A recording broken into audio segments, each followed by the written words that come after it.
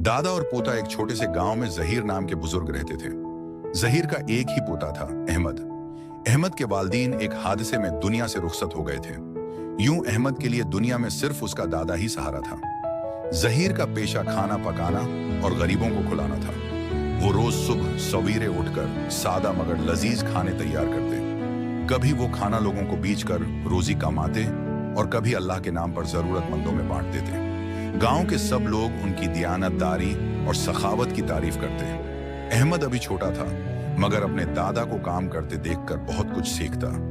दादा अक्सर उसे कहा करते, बेटा, रिज्क हलाल कमाना और दूसरों के साथ खैर ख्वाही करना सबसे बड़ी नेकी है। जहीर ने अहमद को पढ़ाई पर भी खास तवज्जो दिलाई। दिन को अहमद स्कूल जाता और शाम को दादा के साथ दुकान पर बैठकर लोगों को खाने देते।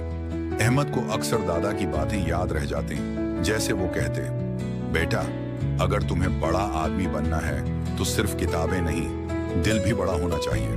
वक्त गुजरता गया।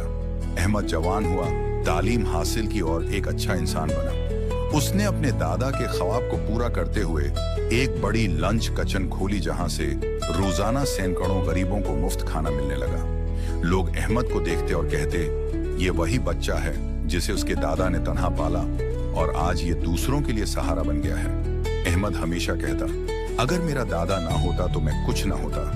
उन्हीं की दुआओं और मेहनत से आज मैं ये सब कर सका हूँ। यूं जहीर दादा की मोहब्बत, मेहनत और नसीहतों ने अहमद को एक नेक और कामयाब मुसलमान बना दिया। अगर आपको ये वीडियो पसंद आई हो तो लाइक करें, अपने दोस्तों के साथ शेयर करें और हाँ, सब्सक्राइब वाले लाल बटन को दबा दें और साथ बेल आइकॉन भी, ताकि हमारी नई वीडियोस आप तक सबसे पहले पहुंचे।